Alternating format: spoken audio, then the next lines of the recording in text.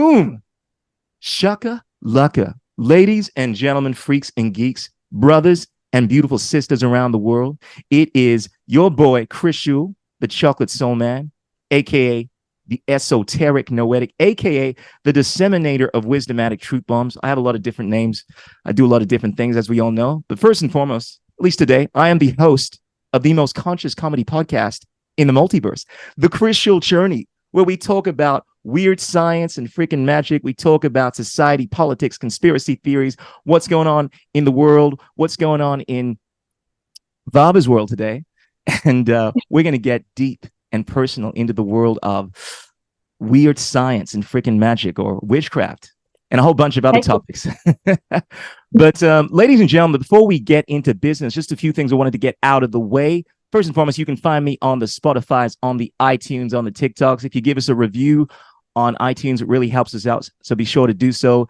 Check us out on the Spotify. You can also find me on Odyssey. I'm actually out on a lot of different platforms. Find me on Rumble. Find me on YouTube. Spotify is probably the easiest to go to if you want to listen to some quality audio. But ladies and gentlemen, be sure to give us a shout out and let us know what you think. Tell your mom, tell your friends about this podcast. I mean, we want to get this out there. There's no point me speaking into the ether and just having a conversation that no one listens to. So share this. If you want to see more of this content, you got to pay this forward. You gotta respect us content creators, us podcasters by paying it forward. That's the best way to show support. Now, ladies and gentlemen, in case you don't know, I have an album out. I have been shamelessly promoting that all over the interwebs. You can find that on the Spotify's, on the iTunes. It's called Apotheosis. It is my culmination of music from different genres, pop, R&B, soul. You know what it is. A lot of the songs I've been working on for the last few years, and I'm very proud of it. Be sure to share that. You can find that. You know what it is. You can find it on my TikToks. You can find that on the Spotify's. Now, let's get down to business. Ladies and gentlemen, we have here the most conscious, the most beautiful Vava from Slovakia, all the way from Slovakia. We are connected on the Krishool Journey. I have been having conversations with this beautiful muse for the last, I think it's been almost a couple of years now. And we delve into different things. I noticed you're quite philosophical. I've caught you doing your lives on the TikTok, speaking about a lot of different things. And I've noticed, like myself, you delve into a lot of different forays. From what I understand, you are a God-fearing woman, Christian girl, but you have a history of delving into a lot of interesting metaphysics, as I like to call them. And we're going to get down in the world of, well, first of all, Vava, your journey, how you got involved in what you're doing. But first and foremost, perhaps if you just want to introduce yourself, because even though I've kind of known you on the TikTok, this is the first time we're doing this, and I don't know that much about you. I know you're a researcher. You are a beautiful, intelligent woman. But do you want to give us an intro in regards to what you've been up to and just a little bit into your journey? Because that's what it's all about on the Krishool Journey. So, hey there, I'm Vanessa.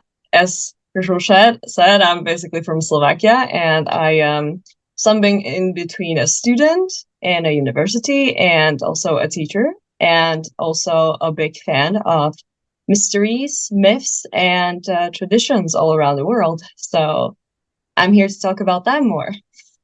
Awesome.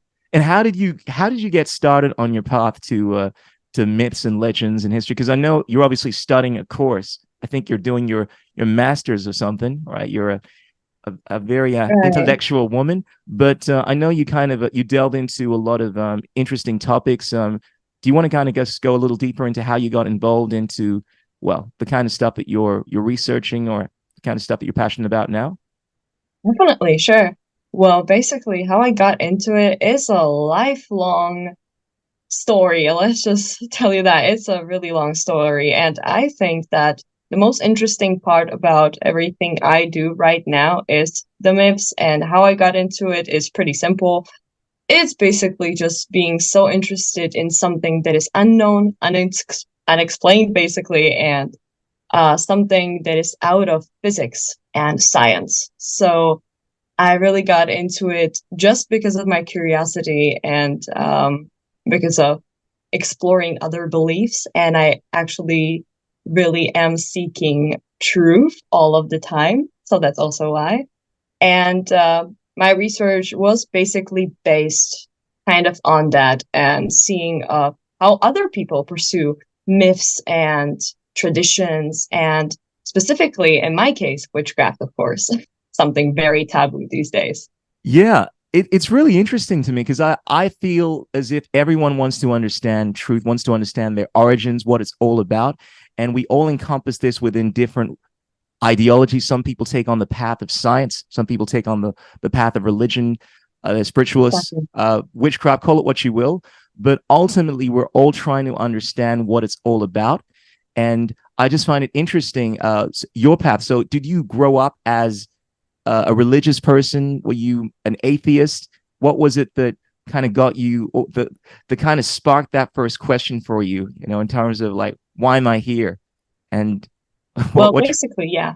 yeah, I basically grew up in a religious environment. I went to Protestant, or how can I call it, Protestantism? Protestant.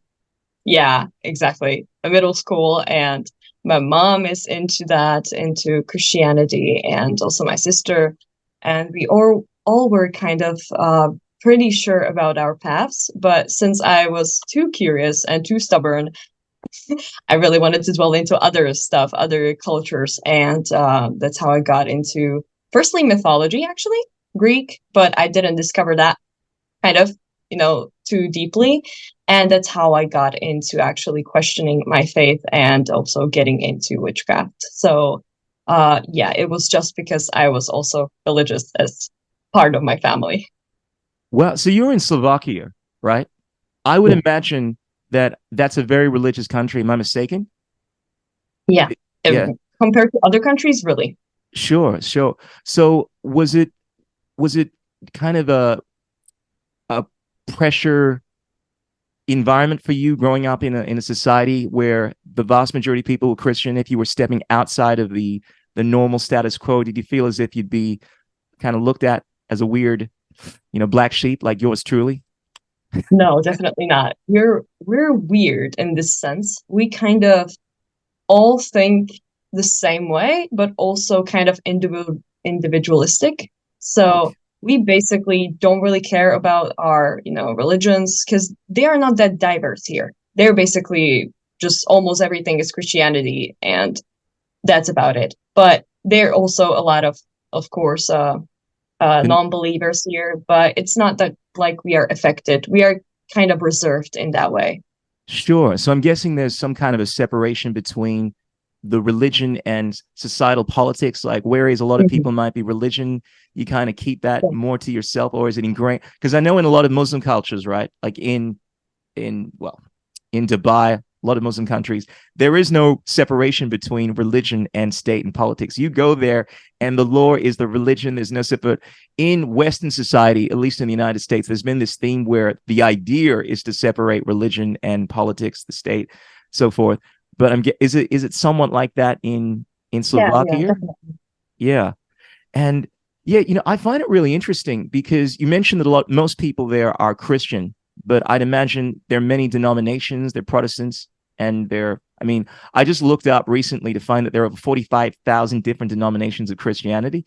And it's one of those, it's interesting because I think you can say this about anything, whether you take on any ideology, there are always going to be different groups, subgroups within that ideology that have differing beliefs. And you mentioned that you delve into myths uh, in a lot of your research, and I always find that to Mhm. be an interesting place to look at the origins of a lot of religious ideas or societal ideas. Because I happen to be one of these people that believes that one of the greatest myths is that myths are just myths. If you have a look at whether it's the Viking tradition, their stories, I think they're called the Eddas, or whether you're looking at the Indian society, a lot of their stories almost seem indistinguishable from history because they're Mhm. recording what we refer to as myths are actually their history.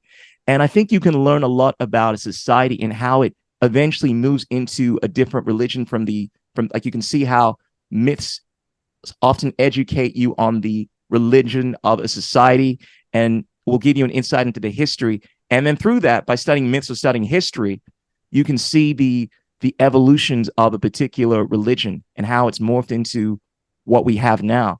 And it's just an area that I find really intriguing because I think if you want to understand, personally, I feel if you want to understand religion, a good place to start in terms of understanding how it evolved is to look at history, is to look at philosophy. Because if you're looking at these teachings, they'll often uncover how these thoughts came about. But with you particularly, what was it? Because I know you started off, delving into myths, but there was some point, I'm guessing, where you kind of moved into witchcraft, and that kind of spawned on this whole thesis which you've written, which I got a hands on recently, which I found very intriguing, which we can get into. But what was it that brought you on the path of witchcraft and looking at that kind of Well, as everyone, I want to control over everything, over my life, over literally the decisions that basically sometimes also controlled me, and I didn't feel comfortable. So basically, that's why I got into it. A lot of people actually go into that stuff like fortune telling or sure? other type of mythical things just because they want to control. And I think in my case, it was also the control and also knowing that I can grasp on the unknown a little bit better than probably other people and maybe help them through it. So that's why, basically. Absolutely. I feel exactly the same way.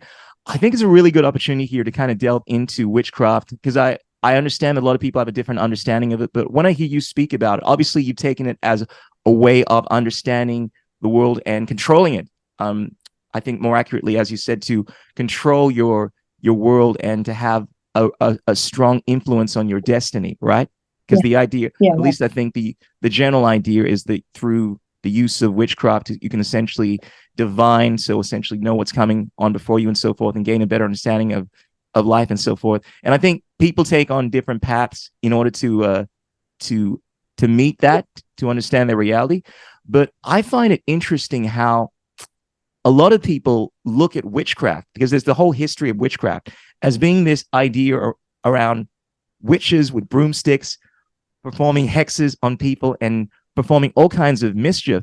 And the way that you speak about it, from what I gather after reading your thesis, because we should get into that. Like, you actually wrote a thesis on witchcraft specifically around yeah, career, yeah. and you kind of make a distinction between the traditional form of witchcraft and what I think a lot of people refer to as modern witchcraft in this day and age. Interestingly enough, just to add, I went to a festival just on the weekend called Mind Body Spirit Festival, and there was Mhm. actually a section, right, for witches, and I found it really interesting. And it was so cosmopolitan. Like, they had all, it had been basically manufactured into this kind of everyday sweet kind of, like, you can all these really sweet witch like things that can make your love life better, bring some spice into your relationships, love potions, all that kind of stuff.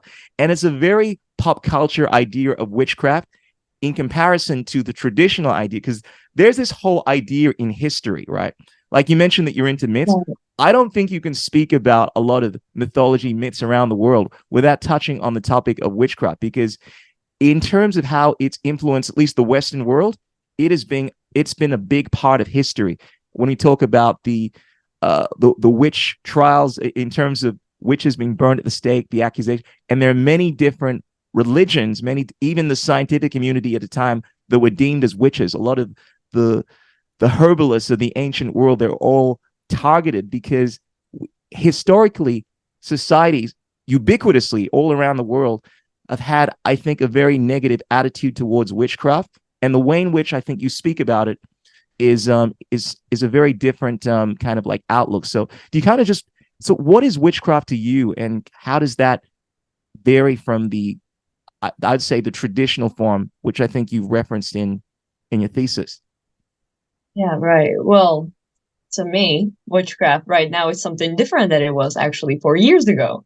So that changes a little bit. But back then, when I was a really active practitioner, it was basically just the manipulation of energy to your own good or to basically provoke karma in some sort of way of life.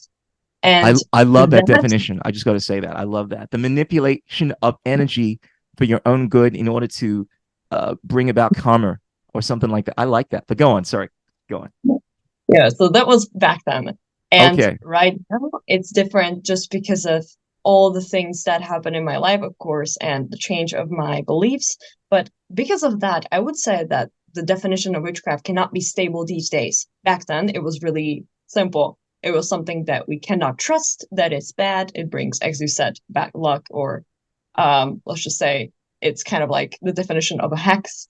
But for me back then, it was basically just that I wanted to actually provoke something that should serve me in my life, or to provoke it for someone else that cannot handle it, cannot actually manipulate that energy pretty well. Sure. So, yeah.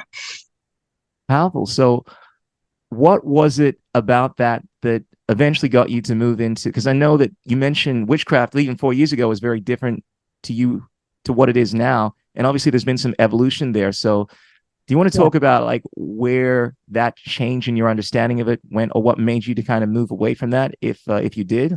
I mean, I kind of get the Yeah. impression that you dabble in both worlds now, and I say this because I know you as someone that is constantly speaking about Christianity. You're very pro Christian in a fundamentalist sense, Yeah. but then you're also someone that delves into the kind, what I call weird science and freaking magic. But Yeah. yeah, it's just a phrase I heard some while ago, and I like it because my whole idea is that a lot of times when we call things metaphysical and weird, there is like this. I call it weird science because there's a scientific explanation that we just don't understand. So we call it freaking magic or witchcraft or something else. But that's kind of how I look at these things. But yeah, just in regards to your evolution there, what is it that kind of got you to move away from that, if you in fact did? Okay. So, if I can start from the point that you actually talked about, I think it's because exactly I was influenced by a religion. And if it wouldn't be for that, I don't think that the religion actually would have answered a couple of the questions that witchcraft couldn't have. And that's why it changed so much. Because actually, Christianity really in Bible talks about witchcraft, and it talks about it kind of, as you said, kind of really badly. And it's not because it doesn't have a reason. The fact that basically Christianity is a religion based on basically losing the control and putting it on someone else, someone higher, as God and the Holy Trinity, it makes witchcraft the complete opposite, the complete badness and the everything that you should not do. Mm, And that's why I changed it, because it makes so much sense. Like, how can I control everything here when it can be better controlled by something that actually created this, you know? That's the thing. So that's why I changed completely radically. And I think that it makes also a lot of sense because back then I had a lot of problems that I right now do not have. So that's also a thing. yeah, I'd love to get into that because I think that's a brilliant distinction, at least in the way, because I always try to be very clear when I speak about these things, because I realize that definitions take on different meanings to different people. But Christianity, as it's generally understood by most fundamentalists in this day and age, and I am someone, believe you me, is someone that is very influenced by this. I was brought up as a fundamentalist. My mom is very, very Christian, and my dad was a Catholic, but I took on a different path, because my dad also was someone that was a hippie. But the understanding is that you're giving up your power, you're giving up your guidance to God, to a higher power, right? To Christ, call it what you will. And I find this to be the pivotal point within Christianity. If you compare that to a lot of the Eastern religions, or what you would call witchcraft, because the idea, whether it's occultism or even in science, right, is that you are using your intellectual mind or using your faculties to understand whether it's the physical universe or whether it's the unhidden, the hidden sciences, right? So understanding reality in order to bend it to your will. As you mentioned, I think in the definition, essentially by manipulating energies or manipulating the universe, you can essentially achieve your goals, right? It's very individualistic in that sense, as opposed to relinquishing your authority to a higher power. And I think there's a lot of beauty that comes from the Christian perspective, but I also want to contrast some of the issues that I personally have with this, and perhaps you can speak about this a bit as well. Because on one hand, I think there's something powerful about not feeling as if you were responsible for everything that happens in your life, to kind of just take a seat and know that you were guided. There's a Japanese word that I fell in love with called amaya, and it's this idea where you relinquish your responsibility to whether it's the government or to your parents, but it's essentially to a higher, more authoritative entity. And as a result, you don't feel a lot of the stresses that you feel, and you it's kind of like a state of bliss because you know that you're just being guided. But the problem I have with people that relinquish this to, let's say, a false kind of entity that isn't worthy of your respect is they often abuse it. Like the idea of giving up your sovereignty to a government that abuses you, or to parents that don't have your best interest in heart. And the other issue I have is that when you do that, you give up your control to a higher power. Oh, sorry about that. Can you still see me? I think my phone is Yeah. yeah. Essentially, so as I was saying, when you give up your authority to a higher power, there, you're not taking responsibility for the things that you do. I mean, I think there's a tendency to say, hey, look, even though I made this choice, it wasn't really me. I think some people, anyway, they take on this route. I don't want to take responsibility, accountability for anything. And the other thing is, if something happens, right, well, there's nothing I can do about it. Like one of the worst things that I hate saying this, but a close relative said to me was that after something really bad happened, was, well, it's God's will. There's nothing you can do about it. And I was like, no, this didn't need to happen. There's something I can do to change this. And I think a lot of people that are very individualistic tend to take issue with that. So how do you feel about that? Well, to be exact, this is exactly what happened to me today. I really do not understand right now why is my plan ruined for the future, but I think that in a short while I will actually understand just because of my own experience. I have become really acclimated kind of, to this fact where when I don't get what I want, it will be a lot better. And this actually happens to me almost all the time, but the perfect example is today, where the plans for the future, big ones, like 2 year plans, they're just crashed down for a couple of days.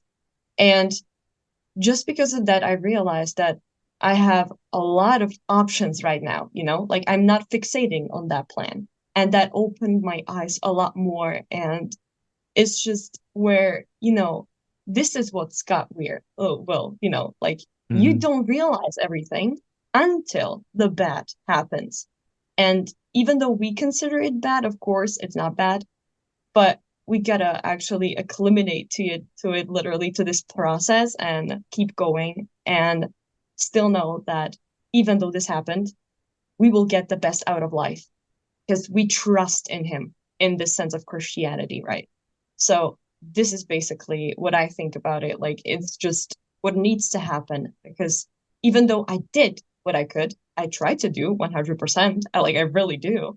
I know that this is not in my hands. And those hands that actually held my life are planning on something even bigger. So Yeah, that's very powerful. And I feel like it is a very useful mentality to have in this world where you can't control everything.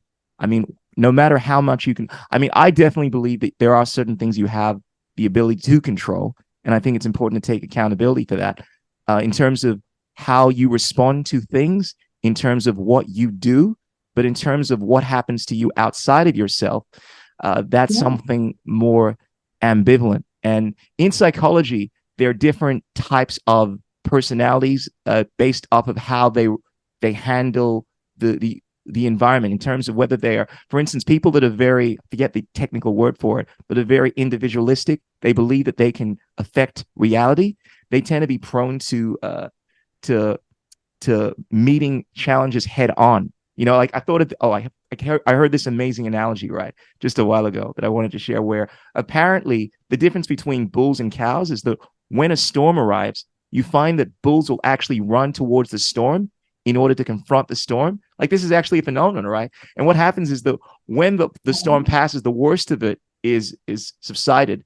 They're they're obviously in a state of peace and they can deal with the situation after with greater ease. But cows will actually run away from the storm, and the idea is that eventually it'll catch up to them. So it kind of it explains the distinctions between these types of people. And from a psychological standpoint, there are some people that kind of run to meet that storm, and because they have this outlook that they can control their destiny by meeting it head on, they sometimes it can be very beneficial. But I also think there are the benefits to kind of just taking a step back and realizing that you can't control everything, because I think the problem that arises is you get stressed out when you feel responsible for everything, right? And I can definitely relate to that, you know. So you obviously you wrote a thesis on witchcraft, right? And I'm still not sure like where you stand on this, because you mentioned that you obviously adopted. I presume you mentioned you adopted Christianity at some point, but what was it specifically? What was the quintessential moment, right? The Vav was like, okay, I can't do this. All this, I spent all these years trying to figure out how to make these guys fall in love with me, and it's not working. I tried these love potions. I got some Eye of the Newt, some lizard tail, and it's not working, and I can't do it. Maybe I just gotta believe in God. What was it? What was the moment where you had that realization and you kind of Well, you switched to actually Christianity? mentioned why I got into it, so that's kind of funny. But why I got out of it, Sorry, so that's quite what was funny? What do you mean? What do you mean? I missed that. I got because I wanted to try a love spell into witchcraft. So Oh, that's I was quite joking, funny. but you actually yeah, love potions, eh? Yeah, They're still a real thing in this day and age. I mean, the science community is always coming up with pheromones and shit. How's that any different? That's how I mean, you heard of the kind of like pheromone sprays that yeah, companies are manufacturing? It's no different. We're still doing the same stuff. So you yeah, actually you took on that route. We got to dive into this. yeah. That was quite funny, actually. That went well. It definitely didn't. It didn't. I think. You got to Yeah. how did you have to get like a lock of their hair? Did you have to do Oh, that? no. You know It what the was cost? quite simple, actually. It was just paper and red pencil. Oh, okay. So you get an effigy, like you know, those voodoo dolls, and then essentially you draw something and you essentially bring it out into No, reality. I don't No? quite remember it how I did it back then, actually. But I know that once I actually understood the consequences that basically, yeah, got to me after it, I kind of burned it. So I don't have any evidence even that I did it. But the thing was that it was quite simple, and that's why I did it. I found it on YouTube or something. I was quite desperate. Okay. So that's why. But why I got out of it, that's weird, actually. Because I Mm, cannot tell you what kind of a situation triggered it. I can only tell you the thought I had when I did it.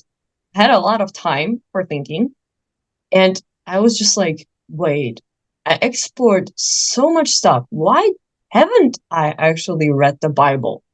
And I was so like, that's weird. I literally grew up in this environment. I should have even tried it. Like, okay. that's just insane. So I Mhm. did. And that's basically how I got kind of like this big, light bulb moment. Like, I got every answer that I wanted out of the Bible and out of many people. And I was also intrigued by the fact that this is quite interesting. I haven't told this to many people. Uh, I always prayed, even though I was actually in a witchcraft. I always prayed, and it was mostly when I really felt out of control. Like, the only thing that could have helped me is God, and I prayed always the same. I told him what I wanted. I was grateful, and then I prayed his prayer. It always became true. I cannot understand how. Always when I pray till now, it always becomes true. And there's only like two in my life where I didn't get what I wanted. And this is now, actually. And back then when I tried the love spell. So yeah, that's basically all. That's powerful to me. So, you said you were praying even when you were a practitioner of witchcraft. Yeah. Were you praying before that? Was prayer a big part of your life growing up in Slovakia? Well, that's also interesting. I had this part in my life where I actually prayed every time before bed. I don't know Sure. why I did it. It really helped me a lot back then, but I think that I had this kind of like a moment where I was really, really tired of it, and I, for some reason, didn't felt like I needed it in my life, so I blew it out. And really just came back to it every time I really just needed help, which you cannot abuse power, as you Mm. said. So that was kind of bad. But yeah, when I was at my lowest, I used the prayer, even though I was just like kind of, stupid for even thinking that that's kind of the right thing to do, but I still did it. So And it I obviously cannot, had some beneficial. yeah. But what was it that you were praying for? I mean, if you don't mind me asking, because you mentioned pretty much all of these prayers came into effect. Because I mean, Yeah. I'm Well, guessing there's got to be some limitations, right? Like you can't just pray for anything and it's going to be granted to you. Because I have yeah, this idea, exactly. anything is possible with the will of God. And for instance, I think you can't pray for something that is going to go against when I say God, call it what you will, but the interests of the universe, that doesn't work with what is not only in your best interest, but the best interests of the nature of reality. You know what I mean? So if you're praying for the death and ill harm to come to some person, then I can't see, at least, whether it's in the Christian faith or whether it's in other faiths. A lot of the Judeo-Christian Mhm. religions, or even in more spiritual Eastern leading traditions, that necessarily coming into fruition. So I always have a I always have an interesting kind of like take when it comes to prayer. Like I don't think that you simply pray for something and it gets granted. And I'm wanting to know, when it comes to witchcraft, I get the impression that prayer was not a thing in witchcraft, or is it? Because why couldn't you pray No, within the witchcraft modern tradition that you speak of, at least according to your faith, your that's like worldview? witchcraft and prayer. No, even though we have deities, or we had deities, or I don't know how to call it, Mm, you'd never pray because you believe in universe and the power of energy, not a power of a being that actually thinks and like is a being. sure. Yeah, Yeah. I understand what you're saying in that perspective. Okay, because let me say this. When it comes to, because we're all using different words here, this is one of the ways that I look at it. Whether you call something prayer, or you call something a spell, or you call something placebo, because this is what you call it within science, right? This is the subconscious belief that something is going to come into fruition. This is why they have placebo tests. This is a hallmark of scientific studies, right? Like you give someone a pill, you tell them that it's going to do good for them, and even though that's a placebo, this is what you call it, it's fake. Because you believe it subconsciously, it actually manifests in changing your physiology for the benefit, or bringing something into fruition, right?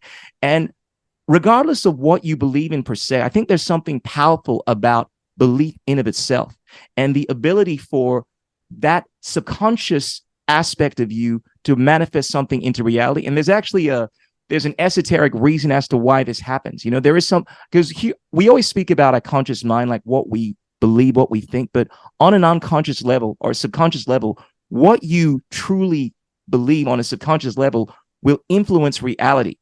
And I think when people pray, a lot of the times they are articulating subconsciously what they want to manifest. Now, this is at least one psychological. I actually also uh, know, and I like using the word know as opposed to believe, that there is also a higher aspect of this. When you are aligning your will with a greater force, call it God, call it what you will, you're also Mhm. bringing that into reality. But there is something in regards to how, regardless of what you call it, prayer, a spell, you're bringing your conscious will or unconsciously into manifestation. So when you say prayer, like that was something that you were doing within a Christian or Christian mindset, there are a lot of people, I think, that pray, but they just don't use the word pray. In Eastern philosophy, a lot of people, they pray, but not within the religious Judeo-Christian mindset, where they sit down and they wish upon. For instance, there's a phrase in China, right, where you say wuxia, and there's this classic video that's gone viral over this, right, where a bunch of Buddhist priests, or monks rather, they're praying over someone that has cancer. All right. And we're actually looking at this. I think it's a cancer, some kind of cancer growth or something like that. And as they're saying wuxia, basically wuxia means it has happened. And it, rather than saying, I wish something, I pray to you, I'm relying on you to bring something into reality, they're actually saying this has happened. And the idea is that this person has been cured. And what that is doing is it's bringing this idea into reality. So it's taking this idea, this will, and bringing it into fruition. And what we've actually seen, like there's a classic video, I'll send it to you after this, right? In fact, I'll put it in this video, where you see all these monks praying on this cancer growth. And in real time, you were seeing this being reduced. And the idea is that will, call it what you will, you want to call it a spell, or you want to call it prayer, it's actually manifesting your intention into reality. So from the perspective of what I think you'd call modern witchcraft, right? The idea of consciously bringing your will into manifestation, whether it's through spell, because a huge part of magic is not only the physical instruments that you're using, whether it's like certain ingredients or taking on someone's energy, it's the idea of will, actually manifesting your will into reality. In fact, the oldest magic from Aramaic, right? This is from the word abracadabra. I think I mentioned to you this at a point, right? It's interesting Yeah, to be, yeah, because it represents this idea that through words, you're actually spelling. And the whole idea around words is that you're bringing your intent into reality. By speaking something, you speak it into reality. And people call that prayer. People call that placebo. People call that a hex. But ultimately, I think we're all tapping into something that is greater than ourselves and manifesting that. What do you think about that? Definitely agree and at some point, but there is actually something also in the Bible that is kind of mentioned about it. And that's quite interesting. A lot of people doesn't know that in Bible, manifestation is a big thing. Okay. Actually, God teaches us that our mind is powerful to actually bring literally things to us, like good energy will bring good energy and that kind of stuff. It actually teaches it. And I know that this is kind of weird. Like manifestation is actually sometimes also kind of like combined with witchcraft and it's also connected with other stuff. But there is a really thin line in between all of it, as you said. And I think that even though we have prayers, other gods, and that kind of stuff, why is kind of this different from what you said is that you cannot compare Christianity with other beliefs just because of one fact. And that is actually Christianity is the only religion that brings kind of salvation to the person and not the thing where you need to do something to be saved. It's literally the only religion recorded that actually has salvation out of nothing. So I would say that this is why I think Christianity and its beliefs cannot be compared with other things, such as Hinduism, Buddhism, and these kinds of religions. They kind of don't offer that. They told you, like, yeah, you should do this to do that, or you should do this to actually have this, and that kind of stuff, which you cannot kind of find it in Christianity. So other than that, I would agree with you. Yeah. Yeah, that's definitely something that I understand, particularly as it is in Christianity in the modern world. But I'm going to push back on that a little because this is actually an interesting point. When I see people that are criticizing Christianity, the one point that these people mention, right, is that in order to actually be saved, they need to Yeah. believe in Jesus Christ, right? And there's Yeah. actually there's a video I watched recently where this guy, I think his name's George, right? He was a very, very strong proponent of Christianity. He's a friend of Logan Paul, who's a big podcaster, big a content creator, entertainer. We all know who he is. Mhm. And this guy was saying that he made the argument, right, in favor of Christianity in regards to why you need to believe in Jesus Christ. If you're having this party with all your friends, all your family, and everything's going well, and then you get strangers that just rock up on the door and they ask you to be part of your party to come in, well, are you just going to let random people in to come ruin your party? No, it's kind of like, well, you got to be down with that. We got to know that we can trust you in order to get saved, right? And the retaliation the guy said was that, well, actually, I would let people into my party if I didn't know them because I embrace everyone. I love everyone, right? But the idea, and correct me if I'm wrong, because I'd love to hear your thoughts on this, that in order to be part of, to actually enter the kingdom of heaven, at least within the fundamentalist Christian standpoint, you need to accept Jesus Christ into your heart, meaning that if you're someone that has taken refuge in other religions and so forth, and you don't believe in Christianity, then you will not gain salvation. Do you see that as being somewhat contradictory to the idea of salvation? Well, to be honest, I would think that this is still different from other religions. Of course, it's Because different, but the you have it salvation, like yeah, this. I would give you a gift, for example, right? I have okay, this dictionary, for example, and I would say, take it if you want it, right? sure, So I would say this is different from like buy it and then you can have it, right? That's sure, kind of but the fact what I'm, grasping in here, where when you accept Jesus, it's not like you need to do something towards it. Like, yes, you gotta say the things 3 times, then you gotta, for sure. example, have this and that.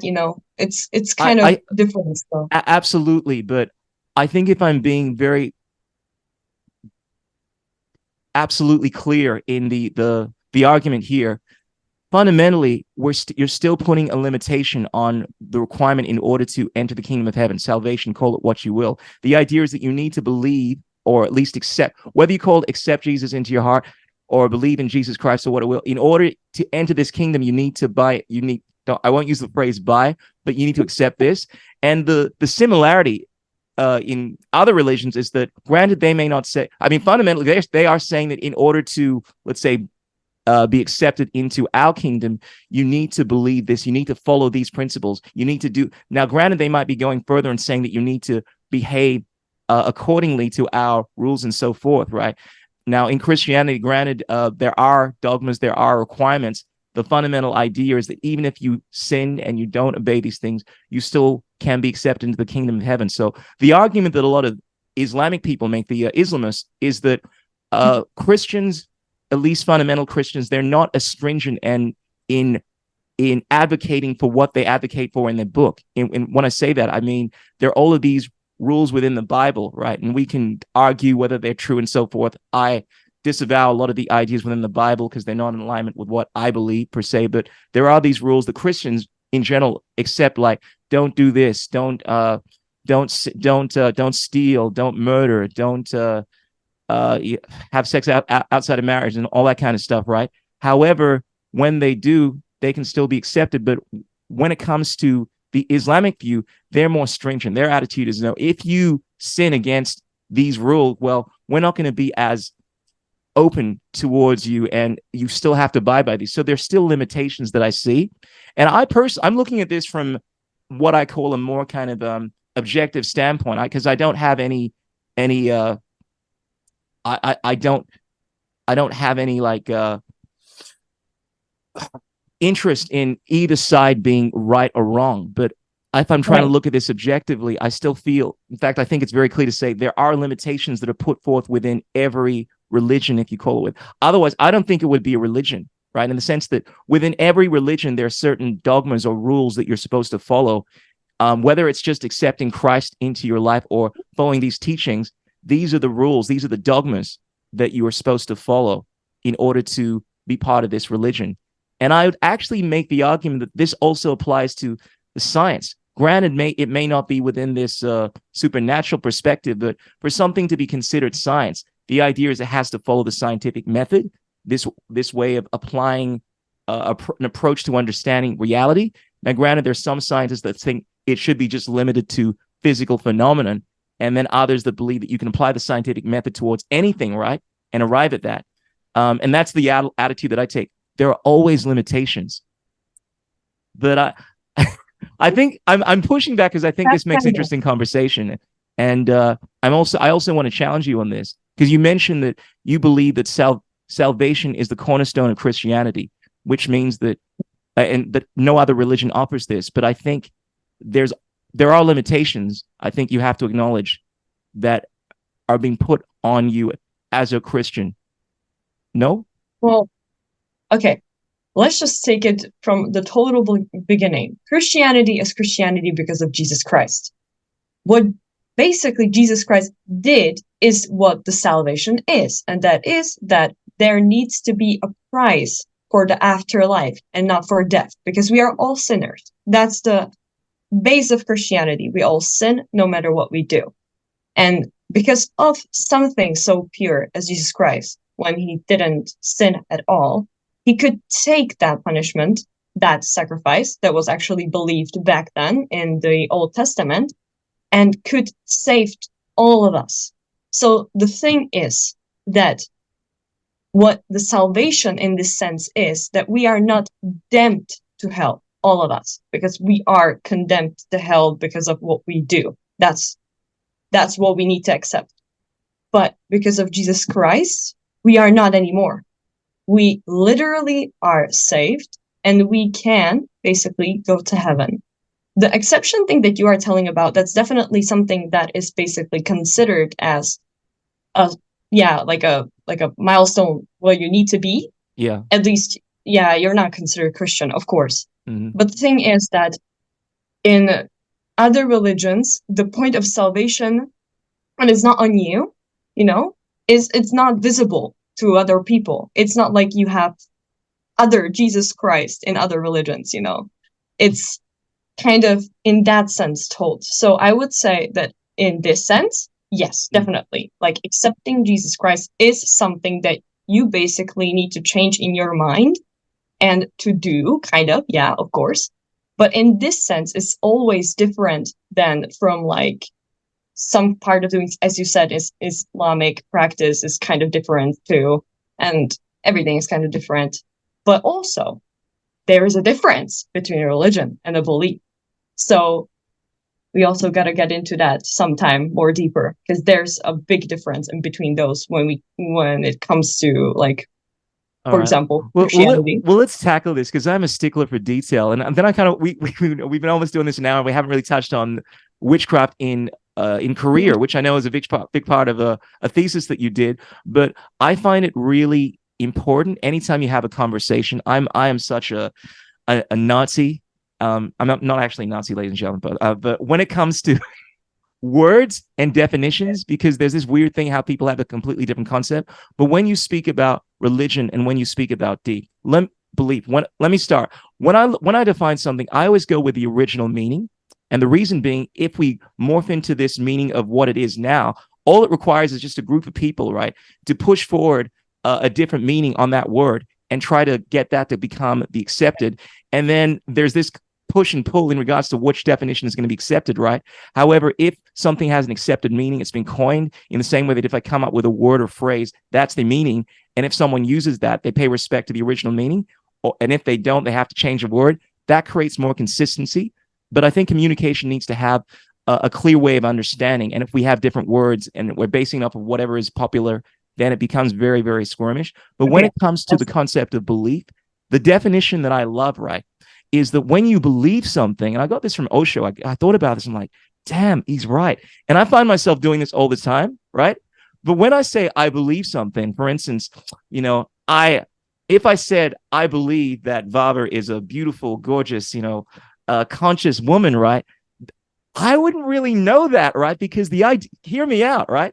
If I said I believe, it means I'm not certain, I don't know. We say we believe when there's an element of doubt. But if I say, hey, you are a beautiful, conscious, soulful individual, and you are this, I know this to be true, that's very different. And it's something that we sometimes do because I think we're trying to be polite or because we don't actually know. Like there's some people say, I believe that there is a higher power. But if you say, I know, it's something that you come to know through experience or through some, what I'd call a higher understanding, what the early heretical Christians, believe it or not, the Gnostics would refer to like Gnosis, meaning you, through the inner understanding, you know something to be true. But religion specifically, I think, at least the way that it was, and I could be wrong about this, it is denoted as, granted, a belief in a higher power. There's certain characteristics around it, but it's usually enshrouded around dogma, rules, regulations. In fact, the etymology of the word religion is from the Latin word relegare, which means to bind, to hold back. So typically what we see is that there are certain restrictions that are put within a religion. The distinction between a religion and what I think you would call witchcraft is more transcendental. It's open. There aren't rules. In fact, I've heard you define this in your thesis, right? But religion has certain limitations on what you can and cannot do. And I would argue it actually sometimes, particularly what we see within Christian institutions, they limit your thinking, what you say, what you can even think within a social context, right? Because it's not in line with the priesthood. This is why a lot of Christians in this day and age make a distinction between the church and what they believe. Like some Christians have noticed, say they have a relationship with Christ as opposed to saying that I am of this religion, because they realize that the Yes. actual church has done a Yes. lot of things that are not in line with God. And there are all these restrictions put about by priests that do weird things like fuck kids and advocate the things that mean one Yeah. thing one generation, another thing completely different. So that, in short, is how I distinguish belief between religion. So how do you define it? I would say that you basically got it. At the end, you actually mentioned what I was trying to say, that basically a lot of people these days that actually identify with Christianity, they don't identify with the religion. They identify with the relationship with the Christ and the experience they actually had with it, or their own testimony about how they've come into basically his presence. Because everyone has something different, right? Everything has some other explanation for why they think this is the truth that I want to follow. So this is why I Absolutely. wouldn't put exactly religions in the sense of like, comparing to each other's beliefs. But I would say you practically got it. Yeah, because, this day and age is so diverse, and we sometimes don't even know how much is going on behind the closed curtains. So we don't want to even trust the rules and systems that back then were trusted. So like that's also why we create these other paths. Absolutely. And this is such a fascinating, wonderful topic. But I would be so annoyed at myself if we didn't delve into South Korea, because you recently put together a thesis on, correct me if I'm wrong, on witchcraft in South Korea. And I think a lot of people don't have much of an understanding in regard to South Korean culture. It's becoming really popular as of late. I think a lot of people know about North Korea, but South Korea is this thriving industry when it comes to the pop culture, and even when it comes to the tradition of a lot of the religions or Confucianism and so forth, and particularly with Speed recently going to South Korea and blowing up over there. I think it's getting a lot of attention, and I just find what's going on there in present and past is very fascinating. That's why when I read your thesis that witchcraft is a big thing in South Korea, yeah, I was kind of very interested in that, because I think, I look at witchcraft as being something, at least in the modern way that you define it there, as something that is prevalent within pretty much most Yes. societies. But I think if we look at witchcraft along the lines of broomsticks, witches flying around and doing that kind of stuff, I don't know how that applies to South Korea. But let's talk about your thesis a little, if we can wind up on that, why you wrote that, and South Korea, what's happening there in the world of witchcraft, weird science, and freaking magic. That's the most interesting thing that I've come across when I was actually searching up my future thesis for a bachelor's degree. I was like, wait a second. I haven't heard a thing from history where they mentioned witches, and I have come to like a lot of countries. They literally had like all this stuff going on. They were part of witch trials, and it's just so interesting that I couldn't find anything. So Anything. wait, The only hold up. You couldn't find anything in history speaking about witches? Nothing. They only have shamans. So the thing is that that's why I wanted to do the thesis, because I considered the thesis to be not like literally finding the witchcraft in South Korea, but to find the signs of it, that they are still part of the whole world, and they are still influenced through witchcraft and through the Western cultures. So that's why I did it. But I didn't find any proof of basically witches in South Korea to be considered witches, literally. They were kind of like, what is it even? Is it like the cartoon witch, when I asked? So I was like, Yeah. oh, Yeah, I yeah. hear what you're getting at. And look, if I may, right, because this is a topic I'm actually really fascinated with. This is one of the reasons I want to get you on here, because people look at witchcraft, witches, in a very different light. They've been referenced in society in terms of finding an actual witch that I think most people say, yeah, that's a real witch in present day society. Yep, she has a broomstick. Yeah, she's actually like doing evil shit. It's going to be very hard to prove that, but it is ubiquitous in history where people have been accused of being witches. Most of the heretical religious, even Christian societies, right? The ancient Gnostics, right? They were considered heretical because their beliefs weren't, for whatever reason, accepted within the Christian priesthood, right? they were essentially accused of being witches. And there are many ancient scientists. I mean, most of the scientists, the founding fathers of the United States, had to play in secrecy, right? Because the community essentially looked at anything as being scientific, anything dealing with an understanding that they couldn't perceive as normal, as being a form of witchcraft. This is why all you had to be was just accused of as being a witch, not even that long ago, and it would result in you being, as they say, they tried drowning you, and then if you survive, they tried burning you with a stake. This is a common theme. There's so many references to this. The ancient Gnostics, there are all these different sects. There, the Bogomils, the Albigensians, the Cathars, all these sects, right? Within like certain branches of Christianity, they were essentially burnt at the stake. And there's I would say, most ideas that were not accepted by the establishment, that dealt with things that people did not understand, particularly in the medieval era, were considered to be witchcraft. And the idea is that people would be accused of being witches, and that would be enough. In terms of understanding even in current day Christianity, the understanding, correct me if I'm wrong, right, is that if you were someone that is delving into what is called the occult, my mom always makes reference to this thing, and I actually am a student of the occult. This deals with esoteric sciences and so forth, right? You're considered to be doing something that is, I think a lot of people refer to that as witchcraft, right?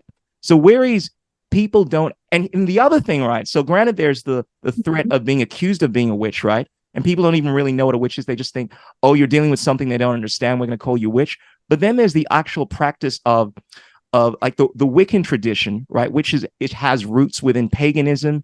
And there is actually a science behind, like there is, for instance, all these different disciplines, right, that actually deal with the manipulation of energy that have specific names, and they have been originally classified as such. Like, for instance, sorcery is a real thing. There are actual sorcery deals with manipulation of energies outside of yourself. This is how it's classically defined. So the idea of manipulating, and regardless of whether you believe this to be true, this is the ideology. Someone that practices in using other people's energy in order to manipulate that to bring about certain things, right?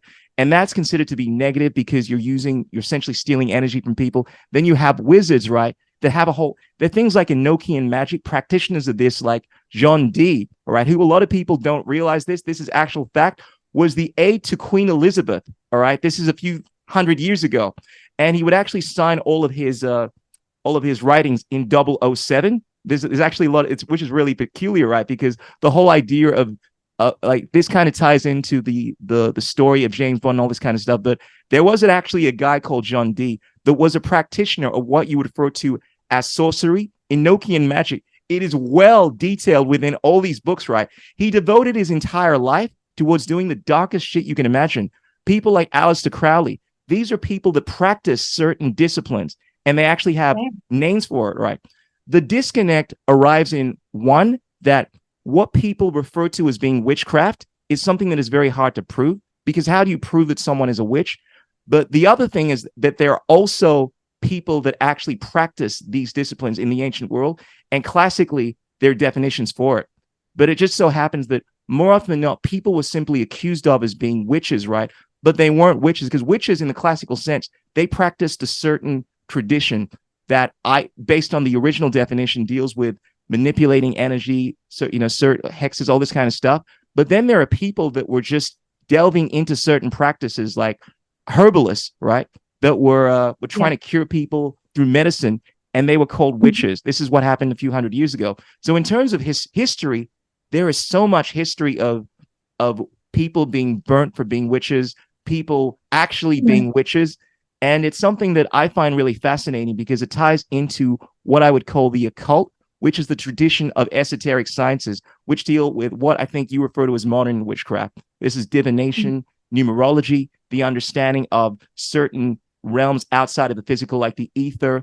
People like Rupert Sheldrake speak about this a lot. He's actually a well-known scientist. People like, there are a lot of scientists that actually delve into this, and they would still be considered to be witches by much of the established, at least Christian community, because they're dealing in things that I think people refer to as being spooky. But there are some thoughts in regards to the history of witchcraft, at least just off the top of my head. And I just find it interesting in South Korea, Like what's going on there? Because reading your thesis there, and let me know if I'm wrong. I'd love to hear your thoughts on this. It seems that they're practicing something that is not what Westerners would look at as being traditional witchcraft, but they're practicing certain things that are ubiquitously so around the world just considered to be um, what I call weird science, freaking magic. So shamanism, call it modern day witchcraft, call it belief in higher powers, divination, which is something that most society, pretty much all societies, have practiced in one form or another, right? Well, in this fact, yes. Basically, it's based on that it's kind of like a really similar thing that other people do, and it has certain like characteristics throughout their practice that basically we could call witchcraft. That's the thing. One of the most like popular ones is definitely superstitions because as we know, Koreans aren't religions. They're mostly non-believers. And the second most, like, let's just call it believed thing or like follow thing in South Korea is Christianity.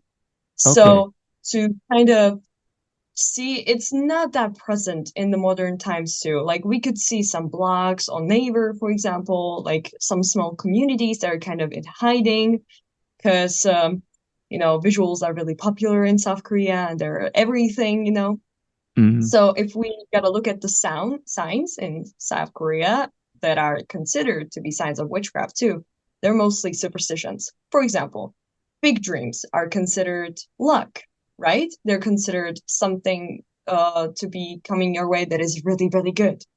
Or there's something like, for example, really bad, like if you sleep with your ventilator on, you're gonna die. That Okay. is quite funny. All right. So I grasp on that mostly, but I also seen a couple of people that actually practice the witchcraft consciously, but they still don't know that it's witchcraft. Like, for example, I asked specifically if there are spelling, they're casting spells and hexing people. Mm-hmm. Some of them actually said yes. So that is actually quite interesting because they weren't like part of a religion or something, right? Mm-hmm. They're kind of just like out there and doing their stuff. So this was something that I wanted to study, if there is actually a presence, if they are just actually non-believers, like heck nah, they're scientific and they don't want to even come into the realm of unknown. They want to be just rational, and this is the thing. Or Mm-hmm. if they're actually open to other things and they're actually still practicing them to this day. So that was quite interesting to see that people actually do it.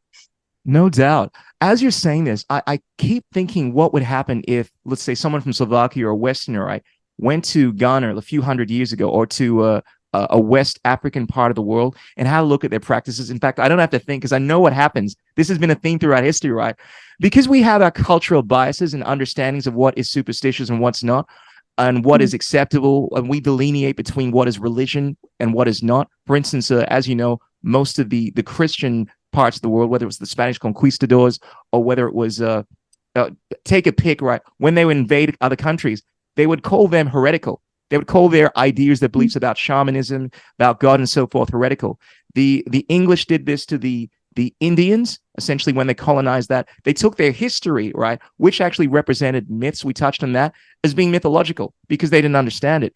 And similarly, when Westerners went to Ghana or West Africa and they looked at their traditions, they called it superstition. Granted, I would argue, yeah, a lot of the stuff may have been, right? For instance, they practice something called juju in Ghana, very similar to voodoo in the sense that it deals with what I think people Yeah. refer to as witchcraft, right? Like you're actually trying to cast spells on people to harm them, okay? But here's the thing that I really want to mention here, because you made the point that a lot of people in South Korea do superstitious things, right? I often think about the things that we still do that we didn't even do that long ago, right? That are that were superstitious, right? Or considered that we thought were absolutely just logical things to do, but we now just realize are superstitious. Like not that long ago, they used to think I call this superstition that and you can respectfully disagree, right? But beliefs in the world. For instance, that it was commonly accepted that if you go more than 20 miles an hour on a train, like you die, all right? Because this is about a little over 100 years ago or so, right?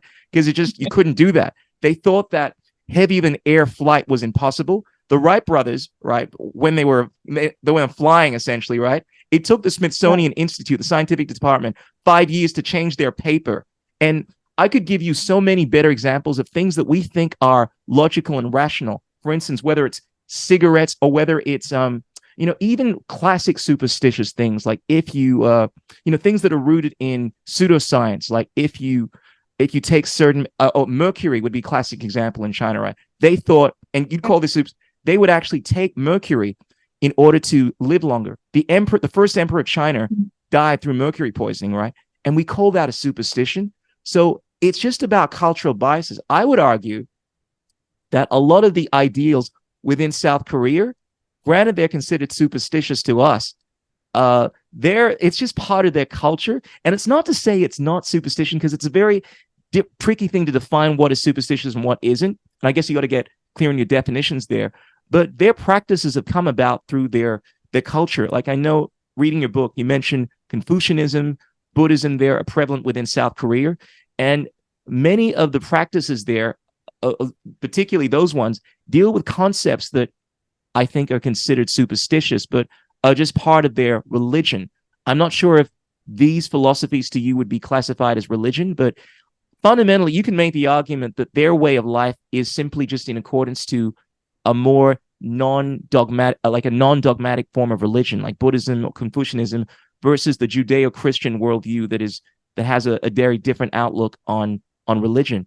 Because when you speak about South Korea, to me, there isn't anything that surprised me, to be honest, in regards to their behavior as being that different to what most cultures did not that long ago. It's just that within the Western world, we have, I think, progressed in certain ways, and maybe our thinking has encapsulated a more Judeo-Christian outlook. And I think that these outlooks are still superstitious to some extent. Right? Like, how is it more super? Sorry, I'll let you go on, but let me just ask you this: how is it, just to play devil's advocate, more superstitious to believe that you can change your destiny through numerology and through tarot and all this kind of stuff than it is to believe that you can wash away all your sins by believing in Jesus Christ, or that we can go where you will on this. There are most ideas within religions are, to the non-believer, the atheist, considered superstitious. No? Well, okay, so it's a long rant, I know. No, heck no. Superstitious is just based on basically something that is not scientifically proven, but is believed to be true. So if we are talking about superstitions, that's why I chose them mostly. Of course, I compared other religions and their practices to witchcraft to see if they have some sort of like connection to it, like just a little, at least to be like a part of the outside world, not to be just completely isolated in history. But in this sense, literally, we could say that superstitions are just, part of culture, because we didn't know how to explain things and we wanted some rules. We wanted to know. We wanted to be basically as much like kind of rational as possible, even though we were kind of delusional thinking that. Let's just call it like that, okay? Yeah. Even though we know that we have some individual experience that we could kind of prove that it's true, right? It's not scientific, but it's kind of individual. So if we are going to be asking the question of like, how can we know that this is truth, this is not? Or how are we going to be asking the question of like, how can we differentiate, like, where should we like go and what should we believe in? We should definitely try finding evidence. And to be fair, I don't know if this is like just now, I'm not sure, but the upcoming like years, Christianity has became like, I don't know, kind of like really a part of scientific evidence in some sort of twisted way. Let's just call it like that. It's just because a lot of events that kind of happened these few years correspond with predictions in Prophecy. Bible. Okay, sure. Yeah. Yeah. And not just that, a lot of things that have been kind of challenged in modern times, for example, the age of dinosaur bones, or for example, the time of uh, the big flood, let's just call it Mhm. like that, is something that, like can be kind of right now grasped as evidence of actually following Christianity as to be like the true religion or the truth of life. But Sure. yeah, we cannot really prove like what is true and where should we go. We should just explore probably and Sure. really think for ourselves, like, is this what we really wanted to know? Is this the answer that we really think is true? Or is this something that we could trust other people and follow them and explore more? Definitely. But to me, of course, like right now, it's right because of the base, I think, Mhm. vision right now, because I'm in Christianity, I can see a lot of evidence that it can be found in, science. So I don't know. It can be really based on the person.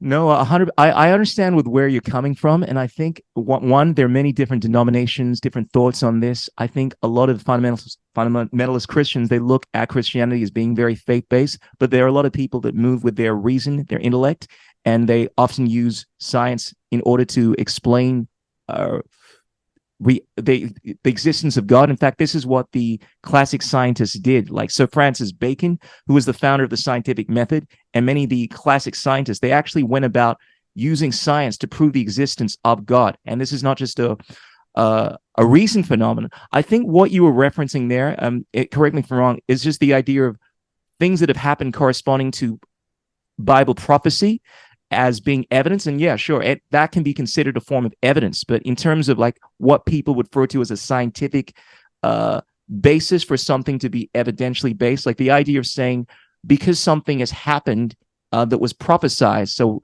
a prediction has been made, which has come to be true. I think you can look at that as a form of evidence, prediction, but at least within the, and I could be wrong, but I'm pretty sure within the scientific framework as to how you look at whether something is Oh, considered, definitely yeah, not. Like, no, scientifically based. Yeah, the scientific method, and I always try to be clear with this kind of stuff, is an approach to understanding what is real. The scientific community, they're very, very stringent on that. My only issue is that whereas the problem with science, right, historically speaking, is that there's been so many cases because their limit of understanding has been based on only what they can prove within the 5 sense reality, right? Like we can't see this. All our science shows us that this isn't real. So they've immediately assumed that it's not real. And when it comes to microorganisms or, the spherical nature of a planet and so forth, right? All these things that we've proven in time, as we've learned more about reality, we have proven many of the scientific positions that we had prior, right, to be false. But the idea of science, it's not to say that something is definitive and there's no other way. The whole idea is that you're constantly reevaluating your default position and you're using the scientific method, which is essentially empiricism. Like in a very layman sense, you're trying to understand the universe through observation, right? And confirm what is true and what isn't. That is something that's been applied not just in recent times, but throughout many of the ages. We've just forgotten a lot of these things. One of the things that I've always been interested in fact, I would say that my connection towards Christianity is through something called Rosicrucianism, which is basically an esoteric form of Christianity that is based on the idea of a hermetical teaching. So understanding it's based on concepts like within Gnosticism, which deals with the understanding. Basically, Gnosticism looks at, well, it has a whole philosophy relating to how essentially we arrived here, and we won't go into that, but the themes that you oh, find, right, deal with using the scientific understanding of not just the physical reality, but the metaphysical reality to understand the universe. When you speak about a lot of the ancient disciplines within ancient Egypt, the Hermetical sciences, you're speaking about the same kind of thing. And they actually had an understanding of the universe, right, within this mindset, right, that was based off of the scientific method, like understanding certain phenomenon, right? Now, granted, a lot of people look back and say, oh, look, these people didn't have an understanding of this shit. but they were able to use their understanding to create some of the most advanced technology, whether it's the Baghdad battery, it's over 6,000 years old, or whether it was advanced mathematical systems that we based our present day society on, like the six decimal system. These people no one disagrees that these people were extremely advanced. It's just because we see some of their beliefs as being superstitious or not understanding it and of not being proven yet. I think there is a tendency for people to call this superstition or not scientific, but I'm definitely all for trying to understand reality. I think we just have sometimes as human beings, we all try to understand reality through our own rationale, whether it's through faith, whether it's through reason. And there's always this inclination to interpret things differently. I've noticed. Like I noticed you mentioned that you took faith in the Bible and so forth, but there's so many different translations of that, interpretations of that have led to over 45,000 different branches of Christianity. And there are many esoteric ones that don't even accept the fundamentalist idea that you need to accept, this idea that Jesus died for your sins and so forth. And they're still considered Christianity. So when it comes to understanding what something is, there's this spectrum that we tend to fall into of understanding because of our distinct nature of interpreting reality. But I personally, I would like to say no. I'm going to say believer, right? Because I think it's more diplomatic, that we all have the ability to tap into the truth, because there is an aspect of God that is within all of us. This is what the Gnostics would refer to as this, the Logos, the inner divine blueprint. I think fundamentalist Christians would say that we all have the Spirit of God within us, the Holy Spirit, but we're all connected to a source within us, which allows us to tap into an intuitive aspect of what the truth is. But that's my take on that. That's really interesting to see. Wow, okay. Yeah, I like that too. I definitely would agree with the big difference in between religions and the branches. It's really diverse, and you can see a lot of people to sometimes even make up their own religions. I will use my sister as a really good example. I would say Okay, that she's a mix of her own experiences with also something, I think, with Christianity. But I would say that it's really important to know that we should base our belief on our experience that happened to us, not just to basically follow something mindlessly. Like, for example, this person said that this is true, or for example, this people follow it, and I think I should, join them. I think we should sure. really just have our own evidence that we really cannot deny, because sometimes we can actually kind of come to, realization that, okay, I can deny that that was true, for example. Like, sometimes we can argue if hallucinations are hallucinations, but let's just tap into Sure. that. But I mean, Mm-hmm. like, um, in this sense, I would say that it's really important to have our own experience with the truth we believe in, and Mm-hmm. not just, for example, see it or feel it, but to actually kind of, like put it into the rules, that we would use from different beliefs, and then see, wait, is this religion that I believe in? For example, I'm not just saying that you should do it like this, but Mm-hmm. like I think this would be the good way of actually finding out the truth. No, 100%. And this is what classically scientists try to do, because there's this subjective experience people have. The idea is that we're trying to put aside all of the subjectivity within human experience, right? To have the most objective form. And this deals with things that have been proven time and time again, whether it's through, because you made the point that we can't just rely on what someone else has said, right? But here's the thing. Like, I know a lot of Christians make the argument that they know certain things have come to true from a evidentiary standpoint within Christianity, right? Because our historians have told us that has been witnessed by so many people. And I'm not saying that this is true, right? But I take on the attitude of like actually buying into something when I cross-reference the information. I've seen it enough times that I'm like, yeah, that seems very plausible. But they make the argument that Jesus Christ was witnessed by many, many people to have died on the cross and then being resurrected. All right. This was actually witnessed by, I can't mention all the different prophets and so forth, but within the historical framework, there is enough, regardless of whether it's right, true or false, there is enough people that have witnessed this that we give it more credibility. And the idea within science is that once something has been witnessed enough times, there is a collective consensus. And I'm someone that has a lot of issue, believe me, with the idea of consensus because it can sometimes be skewed by interest groups like pharmaceutical companies and so forth. Don't get me started on that, right? But the Oh, idea is, but the idea is that if enough people experience something outside of your experience, you have to give it more credibility, which I think is important. But I also believe that, because here's the thing, the ancient Greeks believed in three kinds of truth, right? One is called, it's basically hearsay. This is the kind that you're referring to. You hear something from someone else. How do I know if that's true, right? Then the other is what you call your own experience. Get the actual Greek term, which I remembered it would sound a lot more intelligent. But but basically, it's the kind of experience where you come to know something because you've experienced it firsthand, right? Through empiricism, right? And then the third, which I absolutely love, is the idea of Gnosis, which deals with an inner divine understanding that has been relayed to you through your own. You may not have experienced this within a physical world, but you know this on an okay. intuitive level. It's the idea of knowing through inner experience. And there's this idea that within your latent consciousness, and I truly have come to know that there are certain things that we may not have seen within this physical Euclidean meat space, but we still know to be true. Like I know when I look into a beautiful soul like Baba, I'm like, I know there is a spirit there.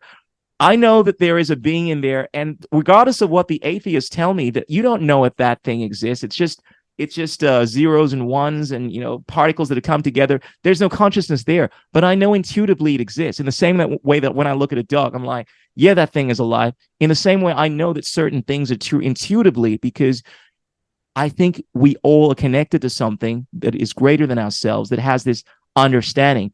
And this is why I accept. I have this attitude that I tend to be more accepting of this idea in the Vedas. This is the Hindu text because they refer to this in their own understanding, right? That we're all tapping into this field of knowledge. It's called the Akashic records, right? It's this idea that we can tap into this knowledge, this understanding that is connected to all knowing. And the scientific basis for this is a guy called Rupert Sheldrake that has actually proven this within the realm of scientific hypothesis. So this is a level of scientific rationale, right? That is basically proof that there's enough evidence for this to be called a hypothesis, different to a theory. But he's done a lot of tests to show that certain plants, certain animals, we all have this collective memory, and we actually learn from the experiences, not just of ourselves, but from this, from other things that share our field. This, call it what you will, the unifying field. But that's just me essentially saying that I think we can come to know things outside of our personal experience, whether it's through logic, reason, whether it's through hearsay. But the best thing to do is to not believe anything unless it aligns with your own sense of right and wrong, your own sense of intuition. I think Buddha said the same thing. but Babar, I have really enjoyed this conversation, and it's gone for about an hour and a half. Yeah, I Wow. didn't know where this would go, but it's gone into some really philosophical areas, which I very much enjoy. And I love getting your because I know you come from this unique upbringing, whereas you have a lot of influence in fundamentalist Christianity, but also in modern day witchcraft, as you call it. And Yeah. I think it'd be really beneficial for people to listen to other perspectives in regards to the world, because that's what one of the things I love to do in my podcast is to try to get people to delve into other perspectives in regards to whether it's society, uh, religion, sex, drugs, rock and roll, call it what you will. And I think it's important as we become more open to different ideas, we can get a greater understanding, or at least bring about more compassion towards people. Because I think one of the biggest problems, right, is that we don't understand where people come from. And Yeah, we don't love each other that much anymore. We're too divided. I think we should, yeah, understand each other really much more. yeah, I always see like you're always putting out all these good vibes in a lot of your content and whatnot. You seem to have a very compassionate attitude towards uh, other people. Do you think this is part of your religion, or have you always lent that way? I don't really know actually, because I think I was also kind of like more about helping people in witchcraft too. So I don't maybe it's because I have such a good mother that actually taught me this, and my father too, that sacrificed their life for us, and to see how they really good like react to other people and help them. Maybe that's also the fact, but I don't think it's just because Christianity. Well, it's beautiful to hear you speak about your parents like that. And it's always refreshing to hear people acknowledge the people that have kind of paved the way in bringing about their efflorescence of consciousness. But Vava, I very much enjoy these conversations with you. You know, there's so many things we could have spoken about on this, and I wasn't sure if I wanted to go full philosophical on this, but I'm glad we did. You're not just a pretty face; you got some knowledge, yo. You are a disseminator of the mysteries of the witchcraft, of the knowledge, the philosophy, the science, which is what I love here. I want to get these high priestesses in the house. Now, ladies and gentlemen, if you want to get in touch with this high priestess, don't whiz her up too much. I want her, but you can find her on the Instagram. You can find her on the TikToks. You can find her. We'll put some links down. We'll get your details. Don't you worry. We'll have this up. I'm actually on quite a number of different sites, on Rumble, on Odyssey. I'm very esoteric in the avenues that I partake, because you probably know me on TikTok, right? But yeah, I've been on a lot of different platforms and so forth. So we'll get it all out there. And thank you once again for coming on the Krishool Journey, Vava. I appreciate you. Yeah, thank you. I salute your awesomeness, your God-fearing beauty, if that's a phrase. You're really nice host. Poetic license. And yeah, thank you once again. Is there anything else you wanted to share with us before we bring this to a close? Definitely. Yes, please go check his music out. As he said, it's really amazing. I think he puts a lot of work into it, and definitely hit me up if you have any questions, or hit Krishool out. Absolutely. Thank you once again, Vava. Well, ladies and gentlemen, as I always like to say, there are three things that cannot remain hidden for long: the sun, the moon, and the beautiful smile of Vava. I usually say the truth, but I feel like smiles, truth, they're one and the same. They all bring about our understanding of reality. That's quite poetic. I like that. Anyway, I'm going to leave it there.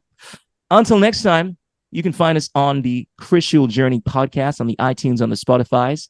Peace out, freaks and geeks. Kisses, hugs, and belly rubs. Boom shakalaka. Oh, yeah. All right, Vava, I am going to leave it there. Let me just stop recording this. We gather around the podcast mic, open minds in the place, discussing freedom, society, technology, and all things esoteric. Unraveling the mystery, seeking deeper understanding through the knowledge we transmit. We ignite the conscious brand. Fall to the Krishool Journey, come on and listen in. Open up your mind, find your truth, let the knowledge begin. From the streets to the cosmos, we explore what's unseen. Through the words we speak, sparks of wisdom intervene. Yeah, the Krishool Journey, let the wisdom flow. Taking steps to elevate, together we will grow. From the third eye perspective, we dissect the truths and lies in this conscious connect. In the multiverses archive where secrets reside, Krishool's podcast, a conscious guide. From the depths of history to the crypto tide, he unveils the truths that many hide. Krishool, the sage of sacred mysteries, guardian of freedom, unlocking esoteric histories. In the podcast realm where wisdom's unfurled, he's a purveyor of truths from the underworld. From the creator of Bitcoin to David Icke, the guests are diverse, wisdom they spike. So tune in, seekers of the cosmic unknown. In the Krishool Journey, consciousness is grown.